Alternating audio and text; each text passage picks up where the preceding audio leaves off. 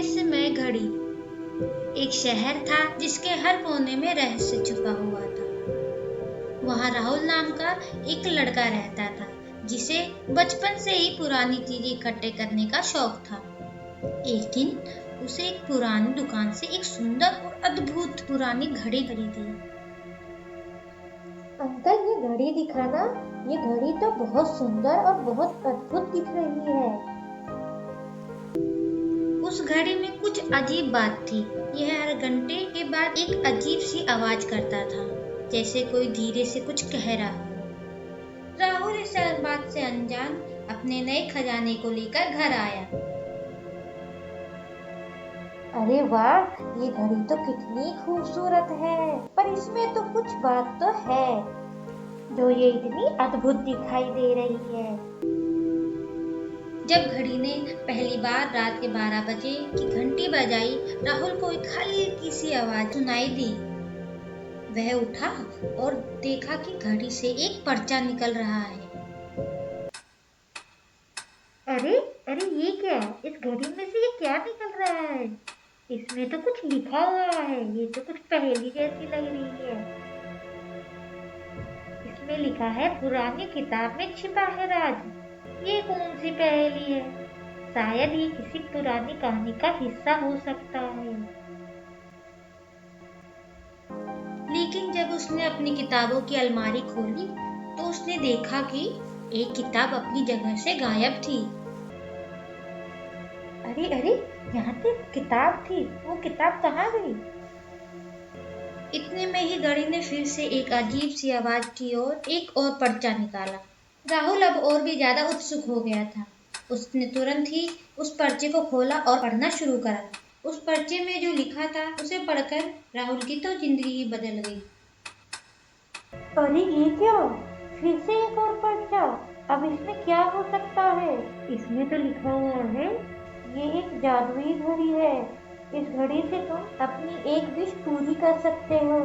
अरे वाह, सुनने में तो बहुत मजेदार लग रहा है। क्यों ना इस जादुई घड़ी का इस्तेमाल मैं भी करूं।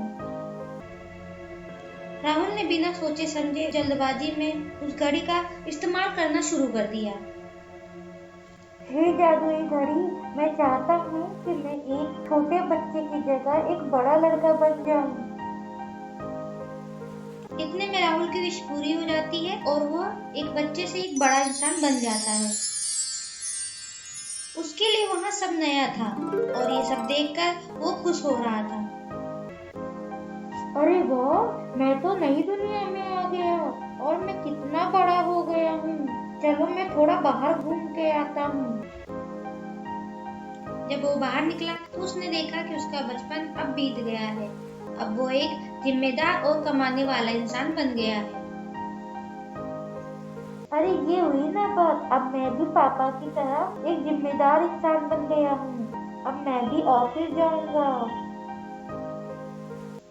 शुरू में राहुल को सब अच्छा लगा, लेकिन जैसे जैसे टाइम बीत रहा था राहुल इन सब से परेशान हो गया। अरे मैं तो थक गया हूँ। मैंने तो सोचा था बड़ों की जिंदगी बहुत अच्छी होती होगी, लेकिन ये तो बहुत बोरिंग है। ये लोग जब देखो काम काम करते रहते हैं। ना कोई खेलता है, ना मम्मी मुझे उतना प्यार कर पाती है, और ना ही मैं अपने दोस्तों के साथ घूम सकता हूँ। इससे अच्छा तो मेरा बचपन ही है। मैं कितना मजा ले रहा था और मम्मी मुझे कितना प्यार भी करती थी। काश मैं फिर से अपने बचपन में चला जाऊं। इतना सोचकर राहुल उदास हो गया और सोचने लगा कि काश वो वापस अपने बचपन में जा पाए। तभी घड़ी से अचानक से एक और पर्चा बाहर आया। अरे ये क्या? इसमें तो एक और पर्चा बाहर निकल कर आ रहा है। इसमें लिखा है, अगर तुम चाहते हो तो एक और विश मांग सकते हो। अरे वाह, अब मैं अपने बचपन में वापस जा सकता हूँ। ये पढ़कर राहुल की खुशी का तो मानो ठिकाना ही नहीं रहा और उसने बिना देर किए विश मांगनी शुरू कर दी। हे जादुई घड़ी, तुम फिर से मुझे एक छोटा बच्चा बना दो। जहाँ से मैं आया था मैं उसी टाइम में दोबारा पहुँच जाऊँ। और इस तरह राहुल अपने बचपन में वापस पहुंच गया। और वो समझ गया था कि बिना सोचे समझे जल्दबाजी में कोई भी फैसला नहीं लेना चाहिए।